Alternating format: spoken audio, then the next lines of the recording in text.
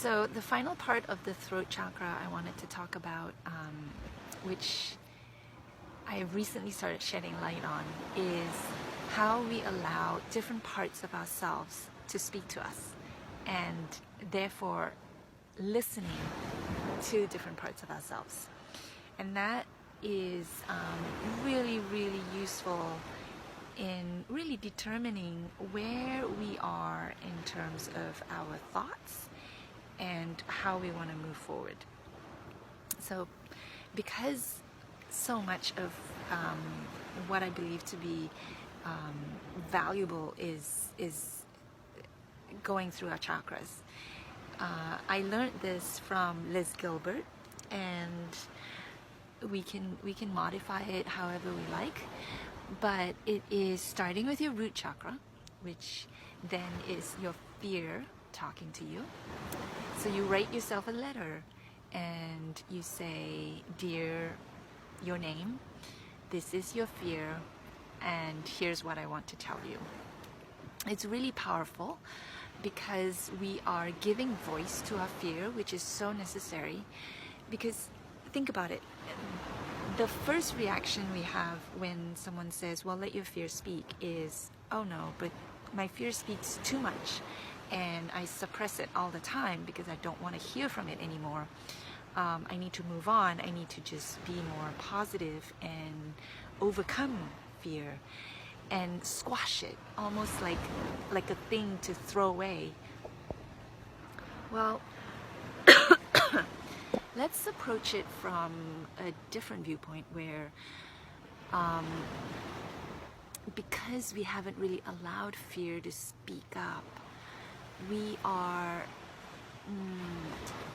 facing it over and over again and not really coming to any sort of resolution.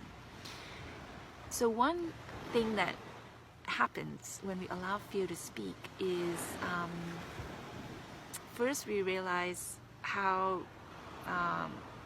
unlikely those fears will ever come true, and second we realize how actually few fears we really have. Most of them really just have to do with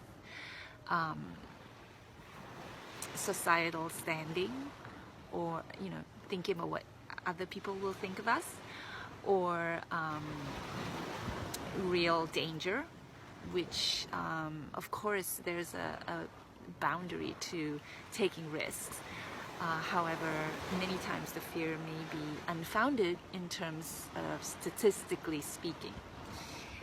So what's interesting about that exercise is you allow your fear to speak to you, you give it a voice, and you become friends with it, because you start to realize that fear is there just to protect you, not for you to throw away or discard or squash or step on or overcome or battle with and you win. It's really for you to start to cooperate with it and say and speak to it. So we'll first fear speaking to you, and then you go through a series of more letters to yourself from different parts of yourself. And as we go up the chakra, so your sacral chakra would be your inner child, and that could be your delight, your bliss, your enchantment, or your inner child that needs to speak to you. And it could very well be, "Dear, whatever your name is, this is your 10-year-old self, and here's what I want to tell you." So you give voice to different parts of you based on the chakras, on whatever the situation is that you need to speak to yourself on. Moving up to your solar plexus, it could be, "Dear Leanne, this is your will, and here's what I want to say to you." Or as Liz Gilbert does it, it's her permission. And that's when she gives herself permission to do the things that she wants to do, that gives her bliss and enchantment. And then we move up to our heart, and how do we have our heart speak to us? So one way Liz did was she called it persistence, and this is writing all the times in your life and It is not uncommon for many of us to have gone through a lot of trauma. And so think about those traumatic times, think about the happy times, think about the sad times, think about how your heart was always there with you. And she names it persistence, and persistence was there. And she has the sentence go, dear Leanne, this is your persistence, and here's what I want to tell you. I was there when, and then you fill in the blank. I was there when. And you start to realize, wow, I really am with myself all the time. And I am really quite persistent. I mean, look at all the shit I've gone through all my life, and I'm still here.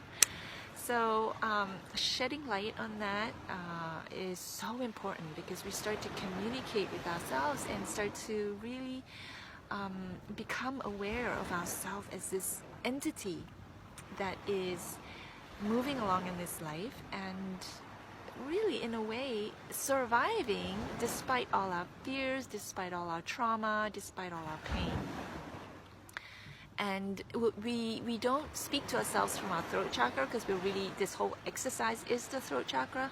So then we go into our third eye, and Liz says the third eye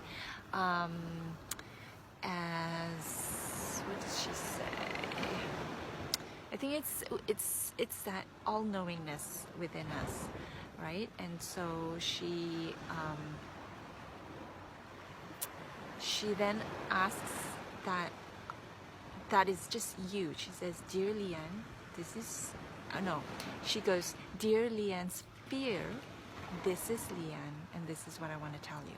So then it's the third eye writing to fear. And this is where you start to like say whatever comes to your mind, because it is actually quite powerful, because you start to realize your fear is really unfounded, and you start to tell yourself, I've always been there with you, and we'll get through this too, you know. And then there's the crown chakra, which she terms it as divinity, and it can be, you know, source energy, it can be the universe, it can really be your divine self, whatever it is that gives you that sense of being in the company of this presence that is just this huge energetic source that loves you. And it could be love, you know, very simply the essence of love. And that is talking to your enchantment, and really just sort of saying, you know, yeah, let's do this together. So it's powerful because it comes from within you, and once you start writing, it actually flows pretty well. And I just wanted to finish out throat chakra video by encouraging you to journal, to talk to yourself, and see what comes up, because we have so much wisdom within us that if we don't give ourselves the opportunity to speak up to ourselves, we hardly ever know what's gonna well up, you know. Okay.